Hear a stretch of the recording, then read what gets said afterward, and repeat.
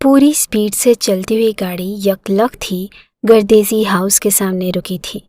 ٹائروں کے چرچرانے کی آواز نے چاروں جانب چھائے سناٹے کو توڑ کر رکھ دیا تھا۔ دور دور تک سناٹے اور خاموشی کا راج تھا۔ بند مٹھی کو لبوں پر جمائے زین علی گردیزی نے ونڈ سکرین کے پار دیکھا تھا۔ گلی خاموش تھی۔ دائیں جانب اس کا وسیع و عریض محل نما گھر نظر آ رہا تھا، جس کی آدھی سے زیادہ بتیاں بجھ چکی تھی، مطلب اندر موجود مکین سو چکے تھے۔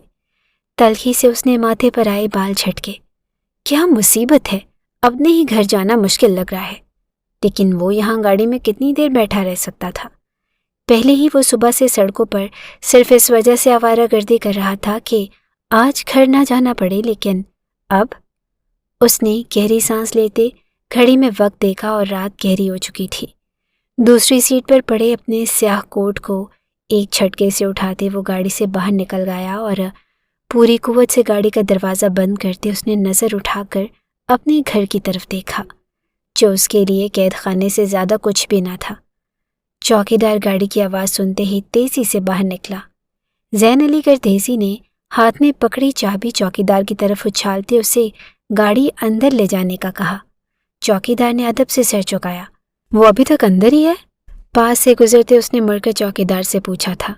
چوکیدار نے نظر اٹھا کر اپنے صاحب کو دیکھا، جس کے غصے سے ایک دنیا کانپتی تھی، جس کی کالی آنکھوں میں اس وقت چنگھاریاں سی سلگ رہی تھی۔ بلا شبہ وہ وجاہت میں کئی لوگوں سے بڑھ کر تھا، لیکن اس کے غصے سے گھر میں موجود سارے ہی ملازمین پناہ مانگا کرتے تھے۔ چوکیدار کا دل ایک پل کے لیے سہم سا گیا۔ جی سرکار، وہ آپ کے کمرے میں ہی موجود ہے، جو چوکیدار کے جواب نے زین کو اپنے لب بھینچنے پر مجبور کر دیا۔ اس نے مڑ کر اندر کی سمت دیکھا اور جیسے فیصلہ کر لیا تھا، لمبے لمبے قدم اٹھاتا وہ گھر کے اندرونی سمت بڑھ گیا اور باہر موجود چوکیدار نے دل ہی دل میں آج رات سلامتی سے گزرنے کی دعا کی تھی، مگر یہ دعا رائیگاں ہی جانی تھی، کیونکہ کمرے کے دروازے کے باہر کھڑے زین علی کے دل میں رحم کی کوئی بھی گنجائش نہ تھی۔ لاک گھماتے وہ ایک جھٹکے سے اندر داخل ہوا اور اگلے ہی پل وہ ساکت رہ گیا تھا۔ چہرے پر چھائی بیزاری پہلے حیرت نے بدلی اور پھر یکلخت ہی اسے اپنا سارا خون سمیٹ کر سر میں جمع ہوتا ہوا محسوس ہوا تھا۔ کمرے کا منظر اس کی توقع کے بالکل برخلاف تھا۔ صبح وہ جس حال میں یہ کمرہ چھوڑ کر گیا تھا ویسا نہ تھا، اور نہ ہی کمرے میں موجود وہ نفوس بکھرے بالوں، مدورم آنکھوں اور سرخ پڑتے لبوں کے ساتھ وہ اسے صبح اپنے کمرے میں چھوڑ کر گیا تھا، مگر اس وقت تو وہ آسمان سے اتری ہوئی کوئی حور لگ رہی تھی۔ سرخ رنگ کا خوبصورت جوڑا جو اپنے منہ سے اپنی قیمت بتا رہا تھا، اس کے وجود پر یوں لگ رہا تھا کہ جیسے بنا ہی اس کے لیے ہو۔ اپنے لمبے کالے بالوں کو سمیٹ کر اس نے ایک جوڑے کی شکل دی ہوئی تھی، جس کے گرد سفید کلیاں لپٹی ہوئی تھی۔ اس کی بڑی سبز آنکھوں میں کاجل چمک رہا تھا۔ ماتھے پر لگا ہوا چھوٹا سا ٹیکا اور گلے میں سرخ موتیوں سے مزین نیکلس اس کے دلہن کے روپ کو مکمل کر رہا تھا۔ وہ بیڈ کی پشت کے ساتھ ٹیک لگا کر بیٹھی تھی۔ آہٹ پر اس نے ہلکی سی گردن موڑ کر زین علی گردیزی کی طرف دیکھا، لیکن اس کی سبز آنکھوں میں کوئی بھی تاثر نہ ابھرا۔ زین علی گردیزی نے ایک طاہرانہ نگاہ اس پر ڈالی۔ اسے کسی نے بڑے دل سے اس کی دلہن کے روپ میں تیار کیا تھا۔ تمام تر غصے اور نفرت کے باوجود زین نے دل ہی دل میں اعتراف کیا کہ وہ جو سادہ روپ میں ہی اتنی قیامت ڈھاتی تھی، آج دلہن بن کر اس کا حسن برداشت کرنا ممکن نہ تھا۔ وہاں کوئی عام شخص ہوتا تو گھٹنے ٹیک دیتا، مگر وہاں زین تھا، جس کی نفرت اس وقت اپنے عروج پر تھی۔ اتنا سب کچھ کر لیا ہے تو چہرے پر گھونگھٹ بھی ڈال لیتی۔ دلہن آپے کے سارے ہتھیار تو مکمل کر لیے ہیں۔ کس قدر تھرڈ کلاس تمہاری سوچ ہے، یہ تو مجھے کل ہی اندازہ ہو گیا تھا، لیکن تم اتنے تام جھام کے ساتھ میری بیوی بننے کے لیے تیار ہو، یہ تو مجھے آج پتہ چلا۔ اس کے لہجے میں طنز سمٹ آیا تھا۔ سامنے بیڈ پر بیٹھی اس 20 سالہ لڑکی نے اپنا سر جھکا کر اپنے آنسو روکنے کی کوشش کی تھی۔ کہاں سے لیا ہے یہ جوڑا تم نے؟ یقیناً چرایا ہوگا۔ تمہاری فیملی اور تمہارے یہی تو کام ہے، لوگوں کی خوشیوں پر ڈاکہ ڈالنے کے۔ کوٹ ایک جھٹکے سے کرسی پر پھینکتا وہ قدم قدم چلتا بیٹھ کے سامنے آ کر کھڑا ہو گیا تھا۔ نظریں کسی نیزے کی طرح سامنے بیٹھی اس لڑکی پر جمی تھی۔ اس کی بات پر لڑکی نے تڑپ کر سر اٹھایا۔ زین علی نے یکدم جھک کر اسے دونوں کندھوں سے تھاما تھا۔ میری بیوی کی حیثیت سے اس جگہ پر بیٹھنے کی اجازت تمہیں کس نے دی؟ تم زبردستی میری زندگی میں تو شامل ہو سکتی ہو، لیکن میرے دل میں نہیں۔ کیا تمہیں پتہ نہیں کہ میں زین علی گردیزی ہوں؟ میں جوتا تک خوب جان پھٹا کر لیتا ہوں، اور یہاں تم جیسی لڑکی کو میری بیوی بنا دیا گیا ہے، اور تم چاہتی ہو کہ میں اس رشتے کو مکمل بھی کروں؟ مشال خان، خوب چال چلی ہے تم نے۔ اپنے ہاتھ اس کے کندھوں میں گاڑے وہ چبا چبا کر کہہ رہا تھا۔ نگاہیں اس کے سبیہ چہرے پر پھسل رہی تھی اور مشال نے پلکیں جھپکا کر اپنے آنسو روکے۔ یوں لگ رہا تھا جیسے وہ کسی عفریت کے شکنجے میں ہو۔ یہ جوڑا مجھے دادی اماں نے دیا ہے، وہ دھیرے سے بولی۔ واٹ؟ تم نے آتے ہی دادی جان کو بھی ساری بات بتا دی؟ میں نے کہا تھا کہ اپنا منہ بند رکھنا، لیکن تم تو شاید چاہتی ہی یہی ہو۔ اوہ گاڈ، میں کہاں پھنس گیا ہوں؟ وہ یکدم اسے ایک جھٹکے سے چھوڑتا 2 قدم پیچھے ہٹا تھا۔ خود پر ضبط کرتے اس نے بالوں میں ہاتھ پھیر کر خود کو کنٹرول کرنے کی کوشش کی، مگر سب بے سود تھا۔ دادی جان نے کہا اور تم ان کا دیا یہ سرخ جوڑا پہن کر یہاں بیٹھ گئی میری بیوی بن کر؟ اس کی آنکھیں لہو چھلکا رہی تھی۔ مشال نے بے بسی سے اپنی پلکیں جھپکائی۔ اس کے ہاتھوں میں لرزش اترنے لگی اور اس نے بمشکل اپنے آنسو پیتے سر اٹھایا۔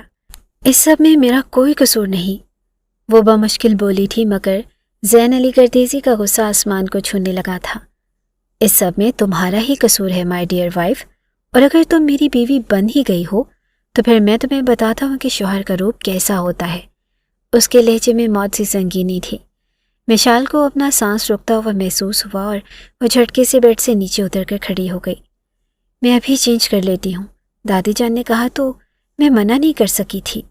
وہ ایک دم اس کے پاس سے گزر کر واش روم جانے لگی، مگر وہاں اب کسی کو اس پر رحم نہیں آ رہا تھا، اور زین نے پاس سے گزرتے اس کی کلائی تھام کر یک لخت اسے اپنے سامنے کیا۔ وہ بری طرح سے لڑکھڑائی۔ فرار ہونے کی ضرورت نہیں، کیونکہ یہاں سے میں تمہیں خود نکالوں گا اپنے ہاتھوں سے۔ یہ جگہ، یہ بستر، میرا دل، یہ سب کچھ مایا کا ہے۔ میری بیوی کا تم اس کی جگہ نہیں لے سکتی، لیکن اگر لینے کی کوشش کر رہی ہو تو میں ابھی تمہیں تمہارے اوقات یاد دلا سکتا ہوں۔ بیوی ہو تم میری، ہے نا؟ تو پھر تم پر میرا شرعی حق بھی ہوا۔ کیوں نہ میں اس حق کو وصول کر لوں؟ اپنی شرٹ کے بٹن کھولتے وہ اس کے کانوں میں لاوا انڈیل رہا تھا۔ مشال کی دھڑکن اندر ہی کہیں گم ہونے لگی۔ پلیز مجھے جانے دیں، جو کچھ میرے والدین نے کیا اس میں میرا کوئی قصور نہیں۔ مگر زین نے جیسے کان بند کر لیے تھے۔ ایک جھٹکے سے اسے بیڈ پر گراتے اس نے اپنے دائیں ہاتھ میں پہنی گھڑی بھی اتار دی اور دور پھینک دی۔ مشال نے سختی سے اپنی آنکھیں میچ لی۔ اپنی سسکیوں کو لبوں میں دباتے وہ بس یہی سوچنے کی کوشش کر رہی تھی کہ آخر اس کا قصور کیا تھا، اس سے کہاں غلطی ہوئی تھی۔ کل رات جو کچھ ہوا تھا اس میں اس کی مرضی شامل نہ تھی، لیکن اس شخص کو اس پر مسلط کر دیا گیا تھا جو انسان کم اور نفرت کا دیوتا زیادہ لگ رہا تھا۔ اپنے وجود پر اس کی آہنی گرفت کو محسوس کرتے اس نے ہر ممکن کوشش کی تھی کہ وہ اپنی چیخوں کو لبوں میں دبا سکے، مگر اپنے ساتھ ہونے والی اس زبردستی کا تمام تر خراج زین علی گردیزی اسی سے وصول کرنا چاہتا تھا۔ کمرے میں تاریکی بڑھنے لگی۔ اس تاریکی میں مشال خان کی کھٹی کھٹی سسکیاں گونج رہی تھی۔ بیڈ کے دائیں طرف رکھے ٹیبل کے اوپر ایک چھوٹی سی تصویر تھی، ایک خوبصورت کپل کی تصویر۔ 30 سال کا مرد جس نے اپنی پینٹ کی جیبوں میں ہاتھ ڈال رکھے تھے اور وہ بڑے پراعتماد انداز میں مسکرا رہا تھا جیسے زمانے بھر کی خوشیاں ہوں۔ اس کے پاس اس کے دائیں طرف کھڑی لڑکی نے اس کے گلے میں باہیں ڈال رکھی تھی۔ لمبے براؤن بال، ماڈرن لباس اور چہرے پر چمک جیسے وہ اس شخص کی ہمراہی میں بے حد خوش ہو۔ تصویر میں نظر آتے شخص کے چہرے پر نرمی تھی، مگر وہی شخص جو اس وقت مشال خان کے اوپر ظلم کے پہاڑ توڑ رہا تھا، اس کے چہرے پر کوئی نرمی نہ تھی۔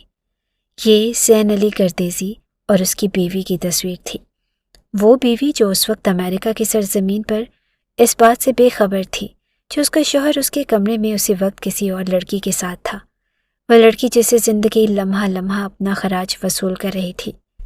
تکون میں موجود وہ تینوں افراد قدرت کے ستم ظریفی پر شکوہ کناں تھے۔ اس بات سے بے خبر کہ آنے والا وقت ان تینوں کے لیے ہی قیامت ڈھانے والا تھا۔ یہ سب زیادہ پرانی بات نہیں تھی، صرف 1 ہفتہ پہلے کی بات تھی جب ایک شاندار ڈیل فائنل ہونے کے بعد وہ بہت خوش تھا۔ اسے بزنس میں کئی گنا فائدہ ہوا تھا۔ کیا فائدہ تیری اس خوشی کا؟ تیری بیوی تو وہاں امریکہ میں بیٹھی ہے، اپنی پڑھائی پوری کرنے کے لیے چلا جا اس کے پاس، کچھ دن خوشی منا کر آ جا۔ وہ کیا کہتے ہو تم لوگ انگریزی میں؟ سیلیبریٹ، دادی جان نے خفگی سے کہا تھا۔ زین کے لبوں پر مسکراہٹ بکھر گئی۔ وہ چاہتے ہوئے بھی دادی جان کو بتا نہ پایا کہ صبح سے کئی دفعہ وہ مایا کو کال ملا چکا ہے، شاید وہ اپنے لیکچرز لینے میں بزی تھی۔ اوہو دادی جان، میں اسے پریشان نہیں کرنا چاہتا، ایک ہی تو فرمائش رکھی تھی اس نے میرے سامنے کہ وہ امریکہ میں پڑھائی کرنا چاہتی ہے، میں ویسے ہی بہت خوش ہوں۔ مگر دادی جان تو جیسے اس کے سر پر سوار ہو گئی تھی۔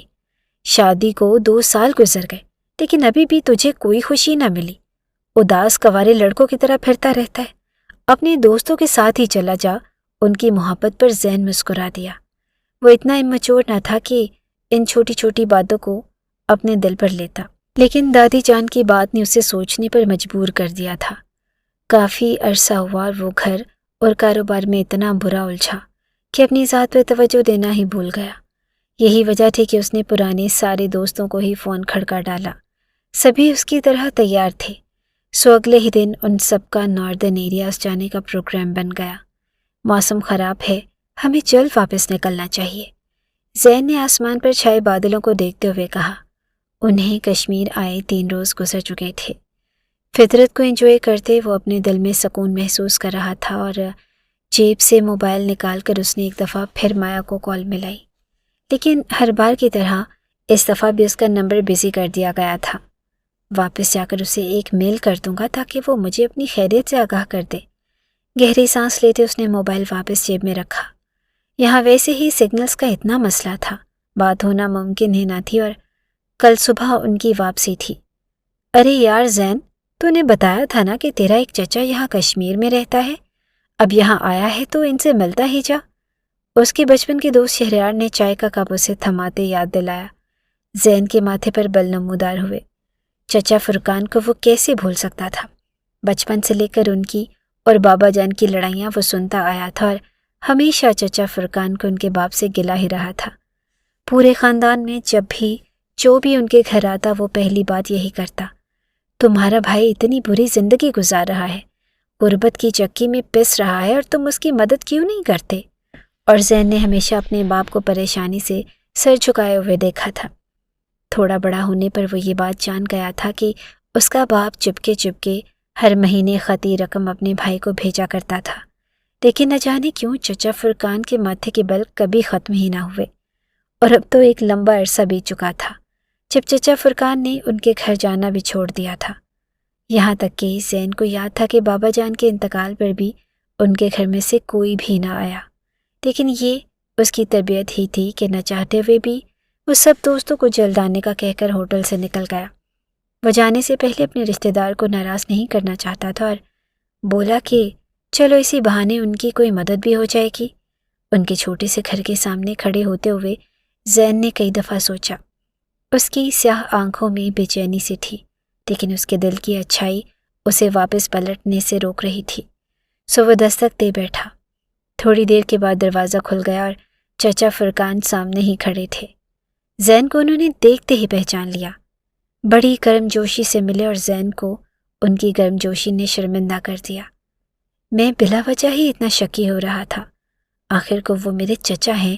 ان کے چھوٹے سے کمرے میں بیٹھے اس نے کئی دفعہ اپنے آپ کو کوسا تھا۔ مجھے اب چلنا چاہیے، کافی دیر ہو گئی ہے اور مجھے کل صبح صبح واپسی کے لیے نکلنا ہے۔ وہ اٹھ کھڑا ہوا جب چچا فرقان کے لبوں پر مسکراہٹ پھیل گئی۔ ارے بیٹھو تو صحیح، تمہارے لیے ایک کام ہے۔ بڑے عرصے سے میں شہر جانے کے متعلق سوچ رہا تھا، لیکن اچھا ہوا کہ تم خود ہی یہاں آ گئے۔ چچا فرقان کی بات پر زین کے چہرے پر پریشانی پھیل گئی۔ اچانک ہی اسے یوں لگا جیسے کمرے کا منظر ایک پل کے لیے دھندلا سا گیا۔ شاید تھکاوٹ کا اثر ہے، اس نے بالوں میں ہاتھ پھیر کر اپنے حواس قابو کرنا چاہے۔ بیٹھ جاؤ، لگتا ہے کہ تمہیں چکر آ رہے ہیں، چچا کی پراسرار آواز کمرے میں گونجی۔ زین نے حیرت سے انہیں دیکھا۔ منظر مسلسل دھندلا ہوتا جا رہا تھا۔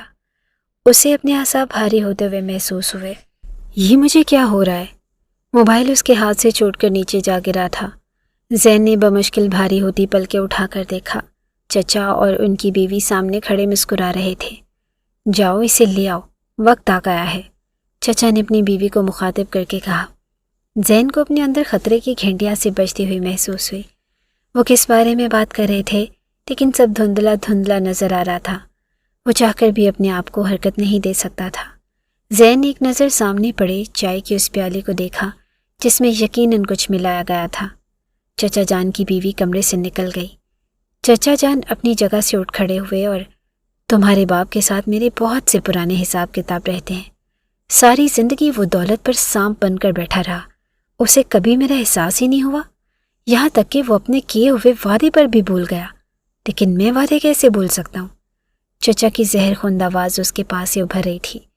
وہ اس کے موبائل کو اٹھا رہے تھے، اس کی جیب سے شناختی کارڈ اور دیگر کاغذات نکال رہے تھے۔ زین نے بے بسی سے دھندلے منظر کے پار انہیں دیکھا اور آپ کیا کر رہے ہیں؟ وہ بمشکل بولا۔ ابھی پتہ چل جائے گا۔ ان کی آواز کے ساتھ ہی کمرے میں کوئی داخل ہوا۔ سن پڑتے وجود کے ساتھ زین نے دیکھا چچا کی بیوی کے ساتھ کوئی اور بھی تھا، ایک نازک سی لڑکی بمشکل 20 سال کی۔ اس نے سرخ رنگ کا جوڑا پہن رکھا تھا، یا شاید گلابی یا شاید نیلا۔ زین نے شدت سے اپنی پلکیں جھپکائی مگر منظر واضح نہ ہوا۔ اسے یہاں بٹھا دو، میں نکاح نامہ لے کر آتا ہوں۔ چچا کی بات پر زین کو ایک زوردار جھٹکا لگا۔ اس نے اٹھنا چاہا مگر اس کے اوپر منو ٹن وزنی بوجھ آن پڑا تھا، وہ انگلی تک نہ ہلا سکا۔ چچا دوبارہ کمرے میں داخل ہوئے اور ان کے ساتھ ایک مولوی تھا، چند اور لوگ اور ایک نکاح نامہ۔ انہوں نے نکاح نامہ سامنے میز پر رکھا اور مولوی نے نکاح کے الفاظ دہرانے شروع کر دیے۔ نکاح نامے پر دستخط کرو۔ انہوں نے پین سامنے بیٹھے اس لڑکی کی جانب بڑھایا جو کسی بت کی طرح ساکت تھی۔ جلدی کرو، چچا جان کی کرخت آواز کمرے میں گونجی۔ وہ بری طرح سے گھبرا اٹھی تھی۔ کپ کپاتے ہاتھوں سے اس نے نکاح نامے پر دستخط کیے۔ زین نے اپنی آنکھیں شدت ضبط سے میچ لی اور اس کی اس حرکت کو چچا جان نے دیکھ لیا تھا اور ان کے چہرے پر نفرت کے تاثرات نمودار ہوئے۔ تمہارے باپ نے مشال کے پیدا ہوتے ہی مجھ سے کہا تھا کہ یہ تمہاری بیوی بنے گی، لیکن پھر وہ اپنی بات سے پھر گیا، لیکن میں بھولنے والوں میں سے نہیں، مجھے یاد ہے، اور اب میں اسے تمہاری بیوی بنا کر ہی یہاں سے بھیجوں گا۔ اگر تم نے یہاں دستخط نہیں کیے تو میں تمہیں باندھ کر کسی کال کوٹھڑی میں ڈال دوں گا، 1 سال 2 سال یا چاہے ساری زندگی، کوئی نہیں جانتا کہ تم میرے گھر آئے ہو۔ یہ علاقہ میرا ہے اور یہاں میری خوب جان پہچان ہے، تمہیں یہاں سے کوئی بھی نہیں نکال سکے گا۔ تمہاری وہ بوڑھی دادی تمہارے لیے کیا کر سکے گی؟ اگر تمہیں یہاں سے جانا ہے تو میری بیٹی کے ساتھ نکاح تو کرنا ہی پڑے گا۔ وہ سور پھونک رہے تھے۔ زین کو اپنے وجود میں کئی خنجر گڑتے ہوئے محسوس ہوئے۔ مولوی نے پین اس کے ہاتھ میں تھما دیا اور چچا جان نے زین کا ہاتھ پکڑ کر نکاح نامے پر اس کے ہاتھ سے دستخط کروائے تھے۔ نکاح ہو گیا ہے، مبارک ہو۔ مولوی کے کہنے پر چچا جان کے لبوں پر بڑی مسکراہٹ پھیل گئی اور اگلے ہی پل انہوں نے آگے بڑھ کر کوئی چیز ذہن کے سر پر دے ماری تھی۔ اس کا ذہن گہری تاریکیوں میں ڈوبتا چلا گیا اور اگلی بار جب اسے ہوش آیا تو وہ دوسرے کمرے میں موجود تھا۔ فرق صرف اتنا تھا کہ اب منظر دھندلا نہیں بلکہ واضح تھا۔ نشے کا اثر ختم ہو چکا تھا۔ سرخ گٹھڑی بنی وہ لڑکی اسی طرح ساکت بیٹھی تھی اور اس کا چہرہ اب زین کو نظر آ رہا تھا۔ وہ بے حد حسین تھی، لیکن اس کے چہرے پر کوئی بھی تاثر نہ تھا۔ چچا جان سامنے بیٹھے تھے اور مبارک ہو، اب تم میرے داماد بن چکے ہو، مشال کو تم اپنے ساتھ شہر لے جا سکتے ہو۔ وہ بڑی خوشی سے چہک کر بولے۔ ذہن کا سارا خون سمٹ کر اس کے سر میں جمع ہو گیا۔ یہ کیا پاگل پن ہے؟ اس طرح زبردستی نکاح نہیں ہوتے اور آپ جانتے ہیں میں شادی شدہ ہوں اور میری ایک بیوی ہے، میں اس لڑکی کو اپنے ساتھ نہیں لے جا سکتا۔ وہ ایک دم گرج کر بولا۔ چچا جان نے اپنا سر بیزاری سے جھٹکا۔ تمہاری بیوی ہے تو کیا ہوا؟ لوگ 4 شادیاں کر لیتے ہیں، تم نے 2 کر لی تو کوئی گناہ تھوڑی کیا۔ وہ بڑے مطمئن انداز میں بول رہے تھے۔ زین یک لخت اپنی کرسی چھوڑ کر اٹھ کھڑا ہوا۔ ایک نفرت بھری نگاہ اس نے سامنے بیٹھی اس لڑکی پر ڈالی۔ میری زندگی کوئی تماشا نہیں ہے جس کے فیصلے آپ لوگ کریں گے۔ میں ابھی اور اسی وقت اس لڑکی کو طلاق دے سکتا ہوں۔ وہ یکدم اس لڑکی کی سمت مڑا۔ سامنے بیٹھی لڑکی نے اپنی لرزیدہ پلکیں اٹھا کر زین کو دیکھا اور ایک لمحے کے لیے وہ ڈگمگا سا گیا۔ لاکھ کوشش کے باوجود اس کے لبوں سے طلاق کے الفاظ ادا نہ ہو سکے۔ ذہن نے بے بسی سے اپنی مٹھیاں بھینچی۔ اچھی فطرت بھی انسان کو کبھی کبھی ڈبو دیتی ہے، اور اس نے بے بسی سے اپنے ماتھے پر ہاتھ مارا تھا۔ اس نے کبھی نہیں سوچا تھا کہ اس جیسا انسان جس کے ایک اشارے پر لوگوں کی قسمتیں بدل جاتی تھی، اس کی قسمت کا فیصلہ یوں ایک چھوٹے سے گھر میں بیٹھا ایک مکار بڈھا کر دے گا۔ آپ پچھتائیں گے اپنی اس حرکت پر، زین نے انگلی اٹھا کر کہا۔ میرے پاس نکاح کی ساری ریکارڈنگز اور ویڈیوز موجود ہیں۔ اگر تم نے مشال کو لے جانے سے انکار کیا تو میں پورے خاندان میں یہ سب پھیلا دوں گا کہ تم میری بیٹی سے نکاح کر کے اسے یہاں چھوڑ گئے ہو۔ جانتے ہو نا کہ اس کے بعد کیا ہوگا؟ تمہاری بوڑھی دادی تو لوگوں کی باتیں سن سن کر ہی مر جائے گی۔ وہ بلیک میلنگ پر اتر آئے تھے۔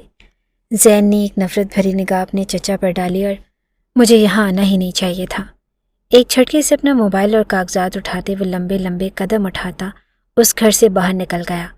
باہر نکلتے کئی پل اسے اپنے آپ کو سنبھالنے میں لگے جب اسے اپنے پیچھے چوڑیوں کی ہلکی سی کھنکھناہٹ سنائی دی۔ اس نے نفرت سے مڑ کر دیکھا اور وہ اس کے پیچھے کھڑی تھی۔ اس کا چھوٹا سا بیگ اس کے کندھے پر تھا اور اس نے سیاہ رنگ کی شال سے خود کو چھپا رکھا تھا۔ اس کے باہر نکلتے ہی چھوٹے سے گھر کا دروازہ کھٹک سے بند ہوا۔ تمہارا باپ تو انتہائی گھٹیا شخص ہے، لیکن تمہاری ماں کو بھی شرم نہیں آئی؟ کوئی ماں باپ اپنی بیٹی کو یوں کسی کے سر پر کیسے مسلط کر سکتے ہیں؟ چاہے میں تمہیں مار کر یہیں کسی کھائی میں گرا دوں، انہیں کوئی فرق نہیں پڑے گا۔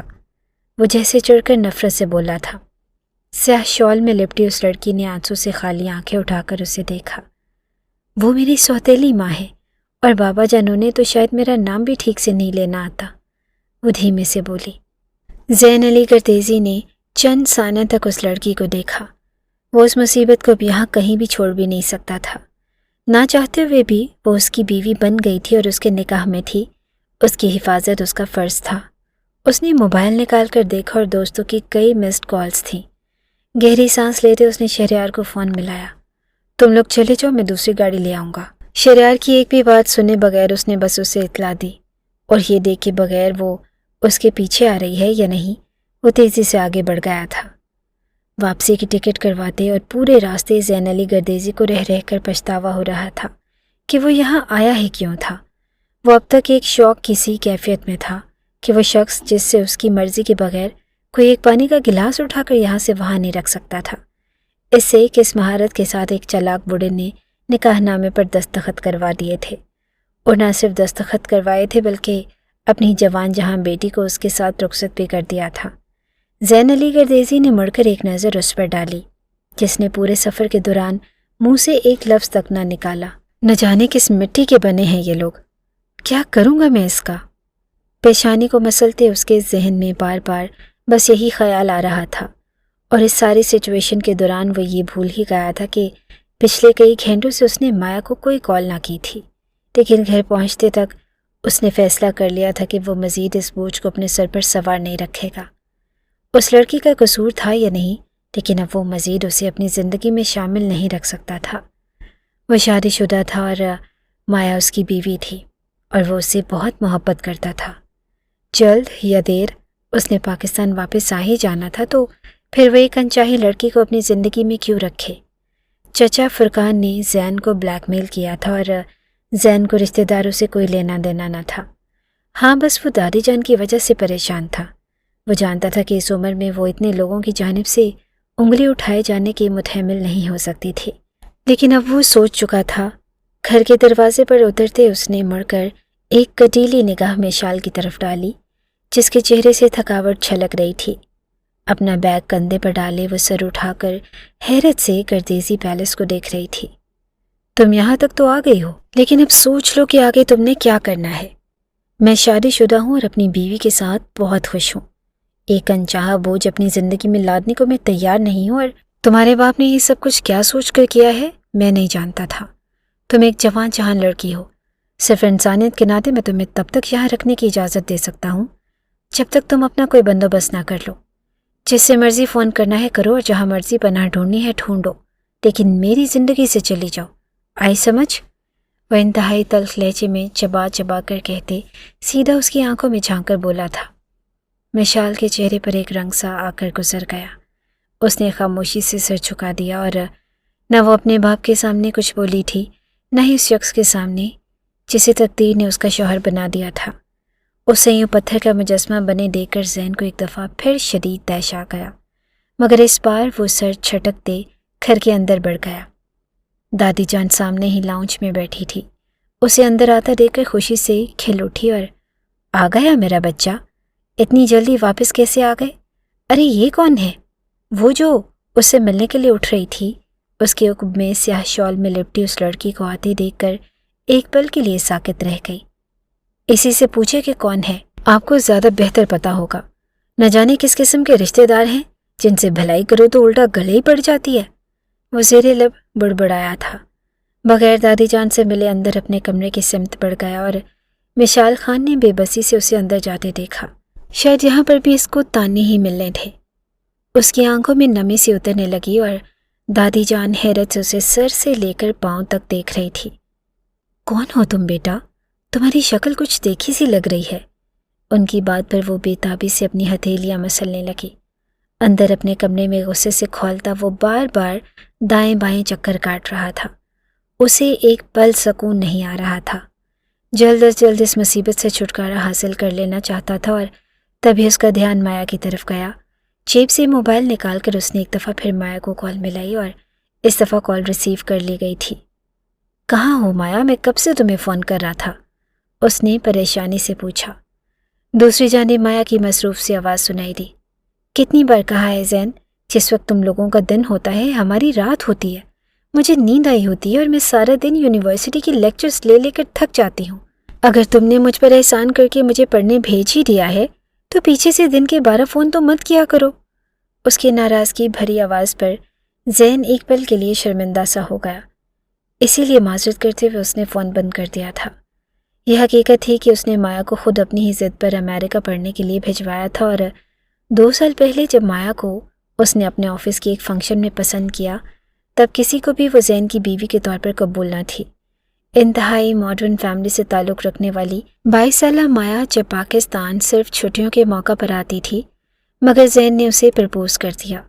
وہ چند لمحے تک تو حیرت سے زین کو دیکھتی رہی۔ زین، تم جانتے ہو کہ مجھے پاکستان بالکل پسند نہیں ہے، یہاں کا مڈل کلاس رہن سہن اور یہاں کا لائف سٹائل۔ میں بچپن سے امریکہ میں پلی بڑھی ہوں اور میرے ڈیڈ پاکستان ضرور شفٹ ہو گئے ہیں لیکن میں اب بھی وہاں رہتی ہوں۔ مجھے اکیلے رہنے میں کوئی پرابلم نہیں، میری ڈگری بھی ابھی ادھوری ہے اور اگر تمہیں مجھ سے شادی کرنی ہی ہے تو تمہیں مجھے لکھ کر دینا ہوگا کہ تم میری تعلیم کے راستے میں رکاوٹ نہیں ڈالو گے، بلکہ شادی کے فوراً بعد میں امریکہ چلی جاؤں گی اور اپنی ڈگری مکمل کر کے بعد میں واپس آ جاؤں گی۔ اس کی ضد غیر متوقع تھی اور زین اپنی فیملی کو جانتا تھا۔ وہ ایلیٹ کلاس سے تعلق رکھنے کے باوجود کبھی اپنے گھر کی بہو کو اتنی دور اکیلے نہ جانے دیتے، مگر وہ زین ہی تھا جس نے سب سے لڑ کر مایا کو باہر پڑھنے کے لیے بھجوا دیا۔ شادی کے اگلے روز ہی وہ امریکہ چلی گئی تھی اور اب 2 سال ہونے کے باوجود اس کا فی الحال واپس آنے کا کوئی بھی ارادہ نہ تھا۔ زین اسے پریشان کرنا بھی نہیں چاہتا تھا، وہ تو اس رشتے میں یوں ہی خوش تھا، مایا کا انتظار کر رہا تھا اور اسے کیا پتا تھا کہ مایا کی غیر موجودگی میں اس کی زندگی میں ایک ایسی آفت آ جائے گی جسے وہ چاہ کر بھی پیچھا نہیں چھڑا سکے گا۔ آنکھوں پر پڑتی تیز روشنی سے تنگ آ کر اس نے ہاتھ آگے کر کے روشنی کو روکنا چاہا اور تب سے اسے احساس ہوا کہ رات گزر چکی تھی۔ سورج نکل آیا تھا اور جبھی تو پردے کی درزوں میں سے روشنی اندر آ رہی تھی۔ وہ یکلخت اٹھ بیٹھا۔ چند لمحے تو اسے یہ سمجھنے میں لگے کہ آخر رات کو ہوا کیا تھا، اور پھر جب اسے سمجھ آیا تو اس نے بے اختیار مڑ کر دیکھا۔ بیڈ کی دوسری طرف خالی تھی، بلکہ کمرے میں کوئی بھی نہ تھا۔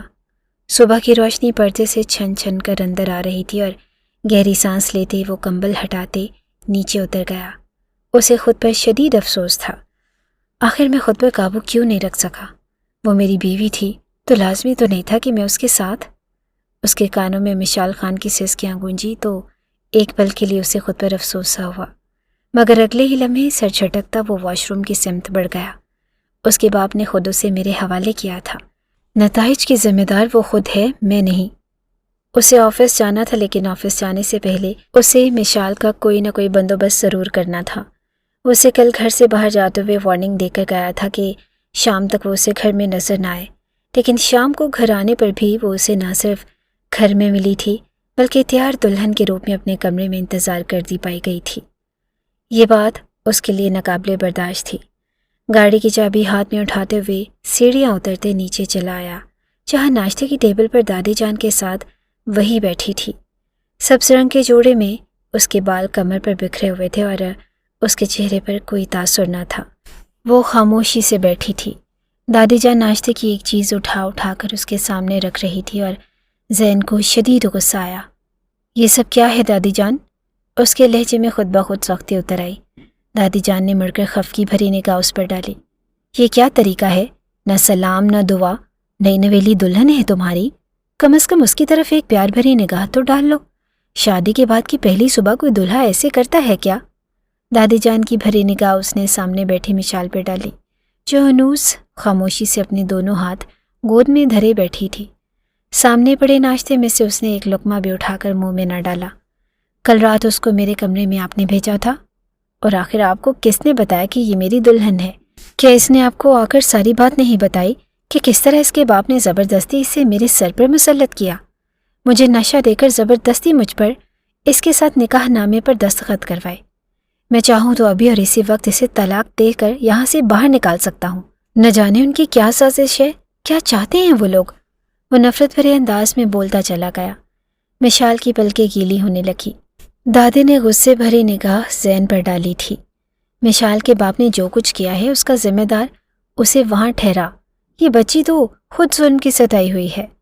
فرقان شروع سے ہی ایسا تھا، پتہ نہیں اس کے دل سے تمہارے باپ کی نفرت کیوں نہ گئی۔ دادی جان کے لہجے میں تعصب سا گھل گیا کہ جیسے ماضی کی کئی تلخ یادیں ان کے در پر دستک دینے لگی۔ زین نے چونک کر اپنی دادی جان کو دیکھا۔ وہ بہت کم اس طرح اداس ہوتی تھی اور گہری سانس لے کر اس نے خود پر قابو پانے کی کوشش کی۔ آخر یہ سب کچھ کیا ہے؟ اگر آپ کو کچھ اندازہ ہے تو مجھے کیوں نہیں بتا دیتی؟ چچا نے کیوں اپنی بیٹی کی شادی مجھ سے کی ہے؟ کیا انہیں اس بات کا ڈر نہیں کہ میں اسے طلاق دے کر کہیں بھی چھوڑ دوں گا، اس کے ساتھ برا سلوک کروں گا اور اسے کہیں فروخت کر دوں گا؟ اور چڑچڑے انداز میں بولتا وہ چلا گیا۔ دادی جان نے سر اٹھا کر اپنے خوبرو پوتے کی طرف دیکھا اور پھر گہری سانس لی۔ تمہارے چچا فرقان تمہارے سگے چچا نہیں، وہ میری سوتن کا بیٹا تھا۔ اس کے پہلے شوہر سے جب اس عورت نے تمہارے دادا سے شادی کی تو اس نے یہ شرط رکھی کہ اس کے بیٹے کو بھی جائیداد میں پورا حصہ ملے گا۔ تمہارے دادا اسے بیاہ کر اس گھر میں تو لے آئے، لیکن چند دن سے زیادہ وہ یہاں نہ رہ سکی۔ وہ یہاں رہنے والی تھی بھی نہیں، کیونکہ جس ماحول سے وہ آئی تھی وہاں عورت کو آزادی چاہیے تھی، اور تمہارے دادا سخت مزاج انسان تھے۔ وہ راتوں کو دیر تک باہر رہتی، جس پر تمہارے دادا نے تنگ آ کر اسے طلاق دے دی، لیکن وہ غصے اور نفرت میں جلتی ہوئی عورت اپنی ساری نفرت اپنے بیٹے کے اندر منتقل کرتی چلی گئی۔ دیکھا جائے تو فرقان کا تمہارے دادا اور تمہارے باپ کی جائیداد میں کوئی حصہ نہیں تھا، لیکن تمہارے باپ نے ساری عمر اپنے سوتیلے بھائی کا خیال رکھا، ڈھکے چھپے انداز میں ہمیشہ اس کی مدد کرتا رہا، یہاں تک کہ تمہارے دادا کو بھی پتہ نہیں چلنے دیتا تھا کہ وہ کہتا تھا کہ اللہ نے مجھے اور کوئی بھائی نہیں دیا، سوتیلا ہی صحیح لیکن یہ میرا بھائی تو ہے۔ وہ اکثر اس سے ملنے جایا کرتا۔ شاید انہیں ملاقاتوں کے دوران اس نے کبھی مشال کو اپنی بہو بنانے کی خواہش ظاہر کی ہو، لیکن پھر زندگی نے اسے مہلت ہی نہ دی اور وہ چل بسا۔ فرقان کے دل میں اسی بات کی تکلیف ہے کہ آخر اس نے اپنا وعدہ پورا کیوں نہیں کیا، یا پھر وہ مزید کچھ کہنا چاہتا ہے۔ جہاں تک میرا اندازہ ہے وہ مشال کو تمہاری بیوی بنانا چاہتا تھا، سو اس نے وہی کیا۔ دادی جان کی بات پر وہ یکٹک مشال کو دیکھتا رہ گیا۔ لیکن آپ کو پتہ ہے کہ میں شادی شدہ ہوں، تو پھر اسے دلہن بنا کر میرے کمرے میں بھیجنے کی کیا ضرورت تھی آپ کو؟ اگر غربت کا ہی مسئلہ ہے تو میں اس کی ہر ضرورت کا خیال رکھوں گا، چچا جان کو برابر پیسے بھجواتا رہوں گا اور اپنے رشتہ دار کی حیثیت سے، لیکن اس سے زیادہ میں اور کچھ نہیں کر سکتا۔ وہ دو ٹوک انداز میں بولا۔ دادی جان نے خفگی بھری نگاہ اس پر ڈالی۔ مشال کو اپنا وجود گہری پاتال میں گرتا ہوا محسوس ہوا۔ یہ شخص کتنی دیر سے اس کی بے عزتی کر رہا تھا، اور کیسی شادی، کون سی شادی؟ کہاں ہے تمہاری بیوی جس کا نام لے کر تو پچھلے 2 سال سے مجھے بے وقوف بنا رہے ہو؟ شادی کے اگلے دن وہ امریکہ گئی، آج تک پلٹ کر واپس نہیں آئی۔ 30 برس کے ہو رہے ہو تم، کب وہ واپس آئے گی اور کب تم لوگ فیملی شروع کرو گے؟ تو مجھے بے وقوف مت بناؤ، وہ کبھی واپس نہیں آئے گی اور اس جیسی گھر نہیں بساتی۔ اللہ نے تمہیں اتنی پیاری دلہن بیٹھے بٹھائے دے دی ہے، اس کی قدر کرو اور خبردار جو تم نے آئندہ اسے یہاں سے نکالنے کے بارے میں یا طلاق دینے کی بات بھی کی۔ اب یہ تمہاری بیوی ہے اور میری بہو، اس گھر سے اب تو تم جا سکتے ہو مگر یہ نہیں۔ دادی جان نے آرام سے زین کے سر پر پہاڑ توڑا۔ ایک پل کے لیے اس کا دماغ پھک سے اڑ گیا اور اس نے بے یقینی سے سامنے بیٹھی دادی کو دیکھا جنہوں نے صرف ایک دن میں اپنی محبت کا رخ بدل لیا تھا۔ نفرت کا ایک تیز وبال اس کے اندر اٹھا اور یہ سب کچھ اسی لڑکی کی وجہ سے تھا۔ ان باپ بیٹی نے مل کر اسے کتنا مجبور کر دیا تھا۔ ایک نفرت بھری نگاہ مشال پر ڈالتا وہ مزید کوئی بات کیے بغیر کمرے سے نکلتا چلا گیا۔ دادی نے اسے باہر جاتے دیکھ کر ایک ٹھنڈی سانس لی۔ تم فکر مت کرو، وہ کچھ دن میں ٹھیک ہو جائے گا، انہوں نے مڑ کر مشال سے محبت سے کہا اور وہ بمشکل مسکرائی، یہ جانے بغیر کہ سب کچھ ٹھیک نہیں ہوگا بلکہ مزید خراب ہونے والا تھا۔ اس رات کے بعد وہ دوبارہ اس کے کمرے میں نہیں آئی۔ شاید دادی جان نے اسے اپنے پاس سلانا شروع کر دیا تھا یا پھر وہ خود ہی مزید ذلت برداشت نہیں کرنا چاہتی تھی، مگر جو بھی تھا زین نے شکر ادا کیا، مگر وہ اٹھتے بیٹھتے ایک نفرت بھری نگاہ اس پر ڈالنا نہ چھوڑتا تھا۔ ہاں یہ اور بات تھی کہ وہ نگاہ پلٹنے میں اسے کافی محنت کرنی پڑتی، کیونکہ ہر دفعہ نظر ڈالنے پر وہ حیران ہوتا کہ کیا خدا کسی کو اتنا کامل حسن بھی دے سکتا ہے جتنا اس لڑکی کو دیا تھا۔ وہ مگن انداز میں کھڑ کے کسی کام میں مشغول رہتی اور کبھی دادی جان کے پاس خاموشی سے بیٹھی رہتی، کبھی کوئی کتاب لے کر گھنٹوں کسی کونے میں خاموش بیٹھی رہتی۔ نظریں کتاب پر نہ ہوتی بلکہ دور کہیں کسی خلا میں کھوئی ہوتی۔ زین کو اس میں کوئی دلچسپی نہ تھی، وہ تو بس مایا کے واپس آنے کا منتظر تھا۔ اس نے کئی دفعہ دادی کو کہا کہ دیکھ لیجئے گا، جلد یا بدیر اس کا باپ اپنا اصل حربہ ضرور آزمائے گا، اسے جو کچھ چاہیے وہ لینے یہاں ضرور آئے گا اور یہ لڑکی اس کا پورا ساتھ دے گی۔ اور میں صاف صاف بتا دوں، اگر اس لڑکی کی وجہ سے میرے اور مایا کے رشتے پر کوئی فرق پڑا تو اچھا نہیں ہوگا۔ دادی جان اس کی بات پر گہری سانس لے کر رہ جاتی تھی اور وہ جانتی تھی کہ فرقان ایسا ہی کچھ کرے گا، لیکن وہ مشال کو بے قصور مانتی تھی اور اس معصوم سے لڑکی کو وہ گھر سے بے دخل کہاں کرتی۔ اسے اس گھر میں آئے 5واں دن تھا جب مسلسل بجتے موبائل پر زین نے بیزاری سے سر اٹھا کر دیکھا۔ مسلسل میسیجز آ رہے تھے اور زین نے اپنا موبائل دیکھا، وہ سائلنٹ تھا اور یہ اس کے موبائل کی آواز نہ تھی۔ بیزاری سے آنکھیں مسلتے وہ اٹھ بیٹھا، سامنے ڈریسنگ ٹیبل پر ایک اور موبائل رکھا۔ گھر میں یا تو موبائل اس کے پاس تھا یا پھر مشال کے پاس چند روز ہوئے دادی جان نے اسے موبائل دلایا تھا کہ وہ اس پر اپنے ماں باپ سے باتیں کر لیا کرے۔ یقیناً یہ اسی کا تھا اور تلخی سے کمبل جھٹکتے وہ اٹھ کر ڈریسنگ ٹیبل تک آ گیا۔ شاید وہ دن میں اس کے کمرے میں صفائی کرنے کے لیے آئی تھی اور موبائل یہیں بھول گئی، اور بیزاری سے موبائل اٹھاتے اس نے نظر اس پر ڈالی اور ایک پل کے لیے ساکت رہ گیا۔ موبائل پر پاس ورڈ شاید لاک نہ تھا اور سامنے چچا فرقان کے نام سے کئی میسیجز موصول ہوئے تھے۔ نہ چاہتے ہوئے بھی اس نے ایک ایک کر کے وہ سارے میسیجز کھول ڈالے۔ ہر میسیج پڑھتے اس کا شک پختہ ہوتا چلا گیا۔ اس کا بس نہیں چل رہا تھا کہ ابھی نیچے جائے اور جا کر مشال خان کو گولی مار دے، جس نے اپنے باپ کے ساتھ مل کر اس کے ساتھ یہ کھیل رچایا تھا۔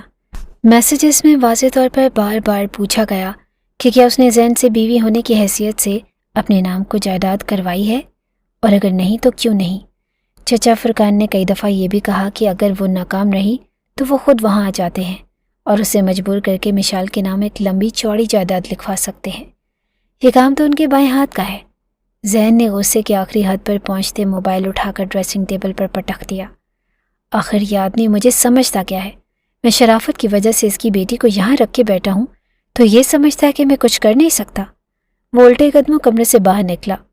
جی چاہ رہا تھا کہ ابھی اور اسی وقت مشال کو ہاتھ سے پکڑ کر گھر سے باہر نکال دے، اور شاید وہ یہی کرتا اگر اسے مایا کی کال نہ ریسیو ہوتی۔ وہ لمبی بات کرنے کے موڈ میں تھی۔ نہ چاہتے ہوئے بھی زین کو اپنا غصہ ٹھنڈا کرنا پڑا اور فون ہاتھ پر لیے وہ گھر سے باہر نکل گیا۔ رات تک اس کی واپسی نہ ہوئی۔ دفتر کے کاموں میں وہ ایسا الجھا کہ چچا جان اور مشال کا تصور تک اس کے ذہن سے نکل گیا۔ رات اسے ایک اہم دفتری میٹنگ کے لیے دوسرے شہر جانا تھا۔ فون پر اطلاع دے کر وہ مطمئن تھا اور اسی لیے اگلی صبح 12 بجے کے قریب جب وہ گھر پہنچا تو صرف کمرے میں جا کے سونا چاہتا تھا، مگر لاؤنج میں سے آتی آوازوں نے اس کے قدم وہیں روک دیے اور اگلے ہی پل اس کے ماتھے کے بالوں میں اضافہ ہوتا چلا گیا۔ लाउंज में कोई और नहीं, चचा फुरकान बैठे थे। वही शातिराना मुस्कुराहट, उनके बिल्कुल सर झुकाए अपनी हथेलियाँ मसलती मिशाल बैठी थी।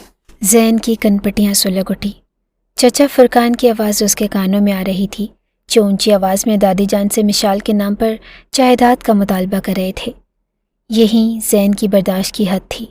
लंबे लंबे कदम उठाता हुआ ऐन चचा फुरकान के सामने आकर खड़ा हो गया।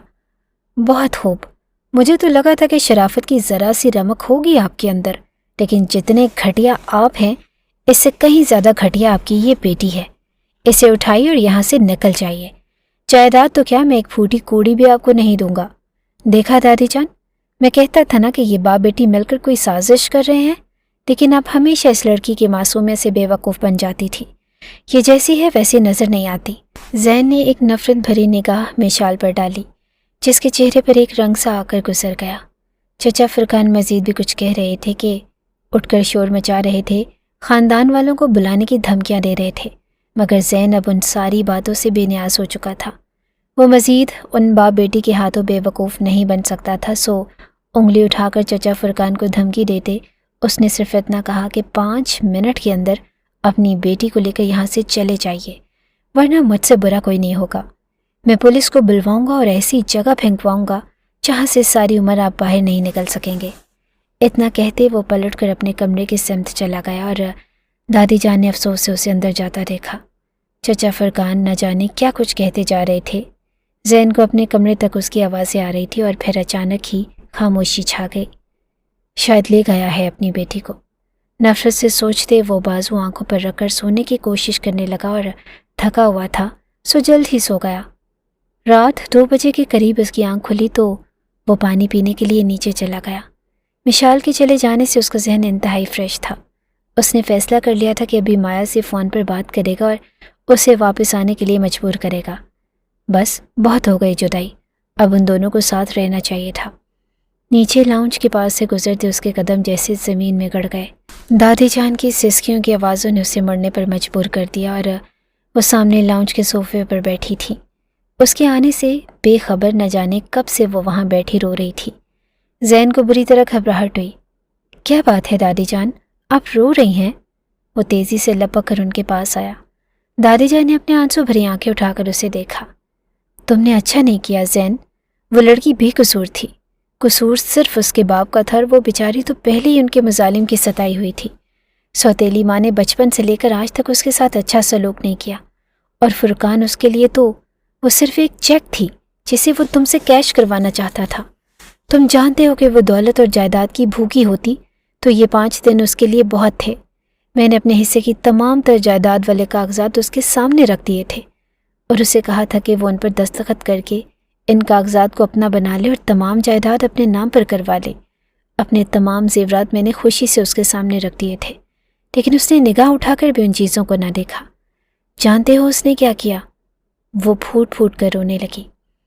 उसने कहा कि उसे ये सब कुछ नहीं चाहिए, उसे तो बस एक छत चाहिए, एक महफूज आसरा जहाँ पर कोई उसे चुभती हुई निगाहों से न देखे।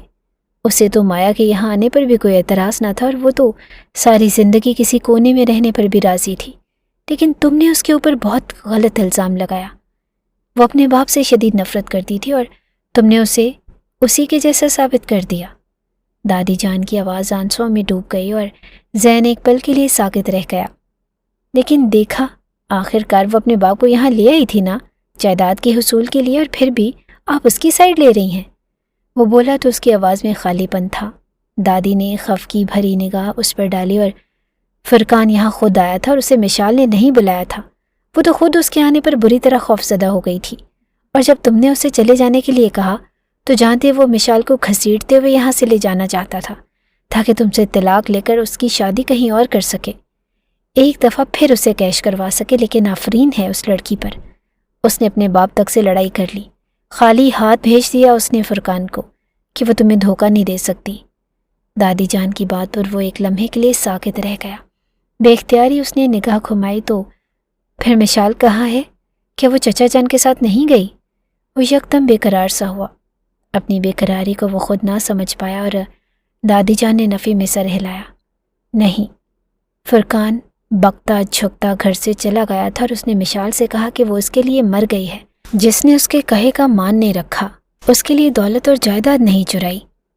لیکن مشال خاموشی سے اسے جاتا دیکھتی رہی، اور جب وہ چلا گیا تو وہ روتے ہوئے میرے پاس آئی۔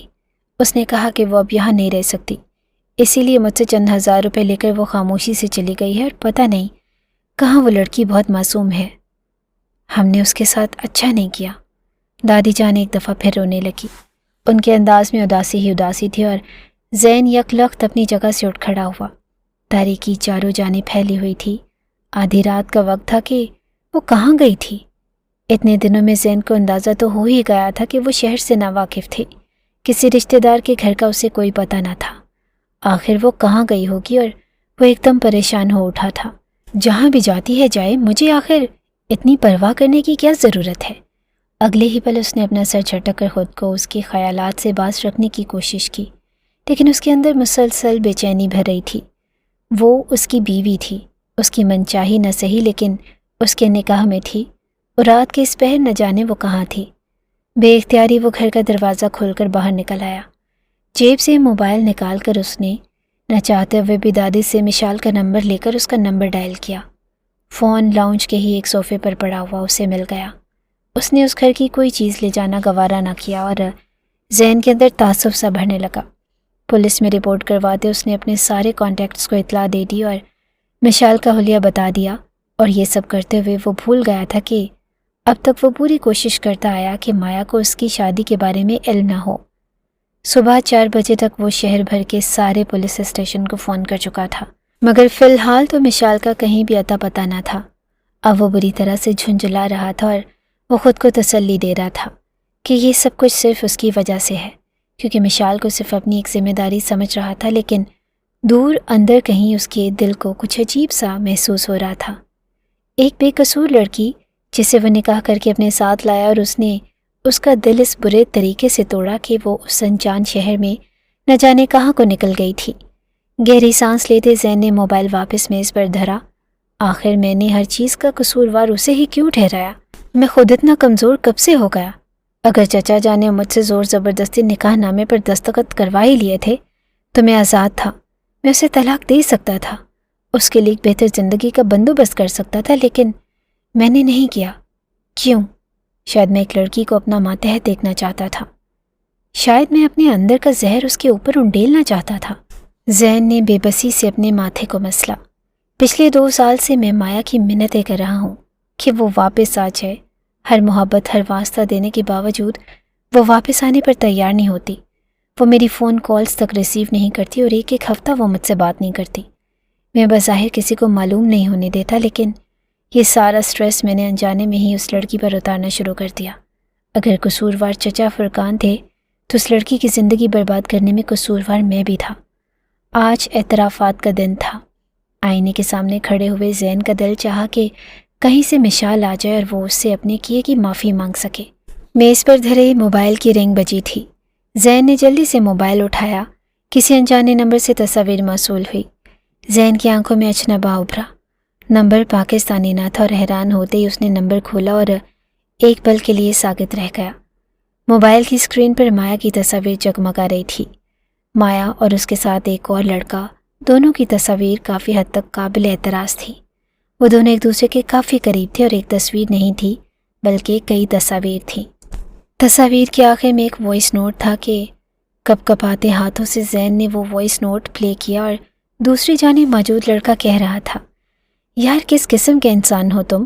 تمہاری بیوی تمہارے ساتھ رہنا نہیں چاہتی، تمہیں چھوڑ دینا چاہتی ہے، اور تم ہو کہ کمبل کی طرح اس سے لپٹے ہی جا رہے ہو۔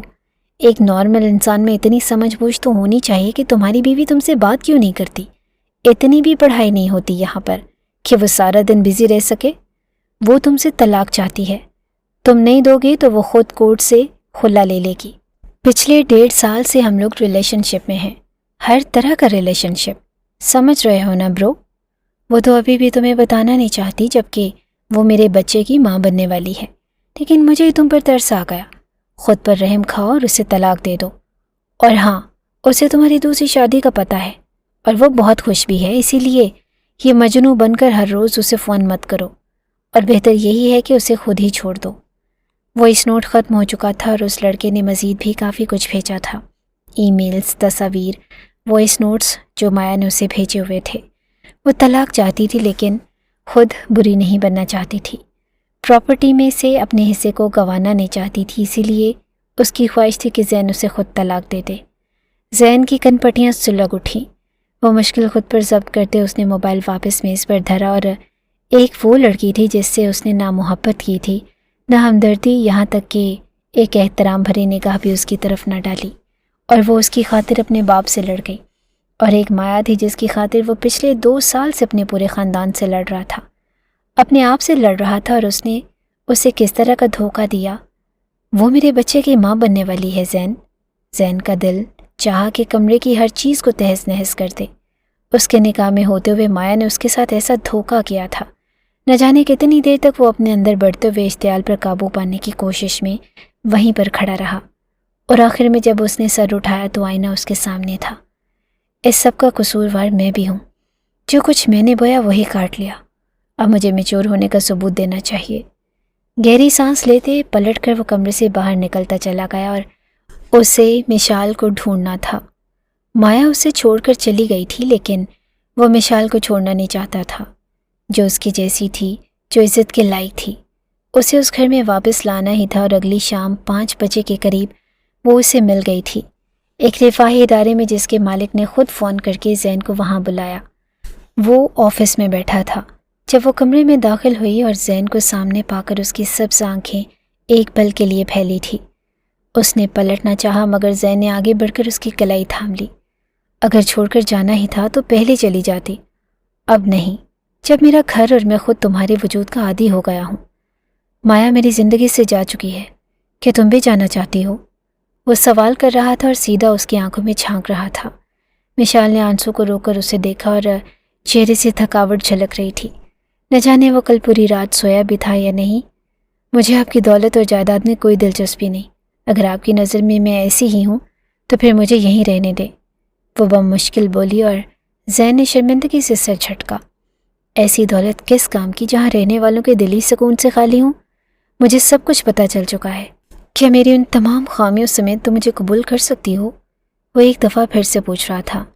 آس اور امید کے ساتھ مشال نے سر اٹھا کر اسے دیکھا کہ یہ وہ شخص تھا جس پر اعتماد کر کے سینکڑوں میل کا سفر کر کے وہ اس کے گھر آئی تھی، جس کو ایک نظر دیکھنے کے لیے وہ پورا دن انتظار کر سکتی تھی۔ وہ اس کا شوہر تھا، اور اس بات سے بڑھ کر کے اس کے لیے اور کچھ بھی نہ تھا۔ گہری سانس لیتے اس نے خود سپردگی سے ہتھیار ڈال دیے، اور زین کا ذہن یکدم ہلکا پھلکا ہوا۔ اس کے لبوں پر بڑی بھرپور سی مسکراہٹ پھیل گئی تھی۔ مضبوطی سے اس کا ہاتھ تھامے وہ رفاہی ادارے سے باہر نکل آیا، اور وکیل کے ہاتھ اس نے مایا کو طلاق نامہ بھجوا دیا۔ آدھی جائیداد ہاتھ سے جاتی تھی تو جائے، مگر جائیداد کے بدلے جو کچھ اسے ملا تھا، یہ سکون بے مول تھا۔